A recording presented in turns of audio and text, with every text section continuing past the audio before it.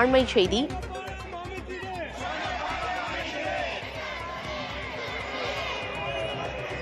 திருமங்கலம் கொல்லம் நெடுஞ்சாலையில் சுரங்கப்பாதை அமைக்க கோரி மறியல் போராட்டம் நடந்ததில் முன்னாள் அமைச்சர் RB உதயகுமார் கைது செய்யப்பட்டுள்ளார். 4 வழிச்சாலை அமைக்கும் பணிகள் நடைபெறுவதால் சாலையை கடக்கும் போது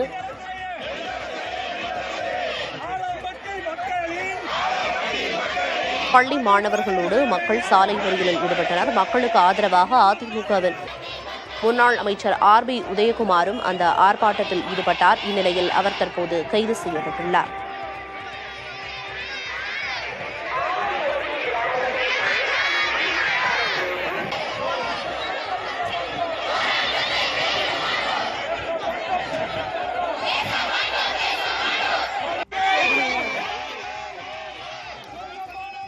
பள்ளி மாணவர்களோடு மக்கள் சாலை மறியலில் ஈடுபட்டனர். இந்நிலையில் மக்களுக்கு ஆதரவாக அதிமுகவின் முன்னாள் அமைச்சர் RB உதயகுமாரும் இந்த ஆர்ப்பாட்டத்தில் ஈடுபட்டார். இந்நிலையில் அவர் கைது செய்யப்பட்டுள்ளார்.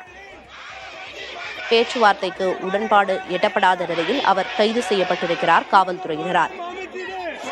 4 வழிச்சாலை அமைக்கும் பணிகள் நடைபெறுவதால் சாலையை கடக்கும் போது விபத்து ஏற்படுவதாக குற்றச்சாட்டு முன்வைக்கப்பட்டிருக்கிறது. சாலையை கடக்க சுரங்கப்பாதை அமைத்த பின்னர் 4 வழிச்சாலை அமைக்கும் பணியை தொடர வலியுறுத்தியுள்ளனர். பள்ளி மாணவர்களோடு மக்கள் சாலை மறியலில் ஈடுபட்டனர். மக்களுக்கு ஆதரவாக அதிமுக முன்னாள் அமைச்சர் RB உதயகுமாரும் இந்த சாலை மறியல் போராட்டத்தில் ஈடுபட்ட நிலையில் காவல்துறை தரப்பிலிருந்து பேச்சுவார்த்தை நடத்தப்பட்டது. பேச்சுவார்த்தைக்கு உடன்பாடு எட்டப்படாத நிலையில் RB உதயகுமார் கைது செய்யப்பட்டுள்ளார். விவரங்களை வழங்குவதற்காக செய்தியாளர் சுபாஷ் இணைப்பில் இருக்கிறார். சுபாஷ், என்ன பிரச்சனை? அங்க இருக்கிறவங்க என்னென்ன கோரிக்கைகளை முன் வச்சிருக்காங்க? இப்ப முன்னாள் அமைச்சர் RB உதயகுமாரும் கைது செய்யப்பட்டிருக்காரு. முழு விவரம் என்ன? பிரியதர்ஷினி, மதுரை திருமங்கலம் டு ராஜபாளையம் செல்லக்கூடிய அந்த 4 வழிச்சாலை ஆனது பணிகானது தற்போது நடைபெற்று வருகிறது.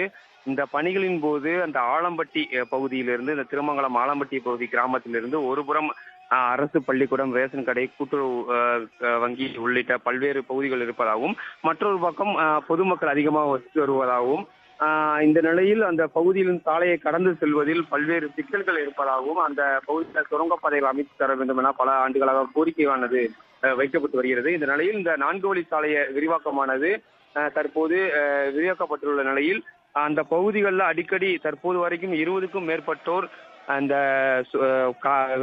சாலையை கடக்கும் போது விபத்து ஏற்பட்டிருப்பதாகவும், அதனால் உடனடியாக இந்த சுரங்கப்பாதையை அமைக்கி தர வேண்டும் என பல்வேறு கோரிக்கைகளை வைத்து தொடர்ச்சியாக ஆர்ப்பாட்டத்தில் ஈடுபட்டு வருகின்றன.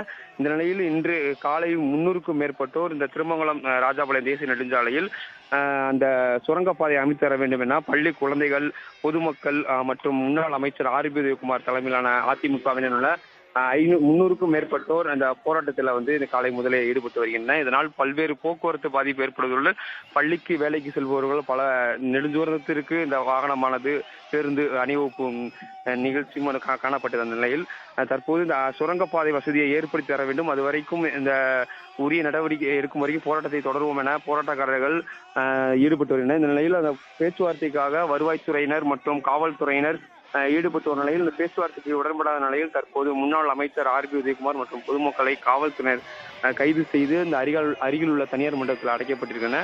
தொடர்ச்சியாக அந்த சுரங்கப்பாதைகள் அமைத்து தர வேண்டும் என அந்த பொதுமக்கள் போராடிட்டு வர்றாங்க. தகவல்களை வழங்கியதற்கு நன்றி சுபாஷ்.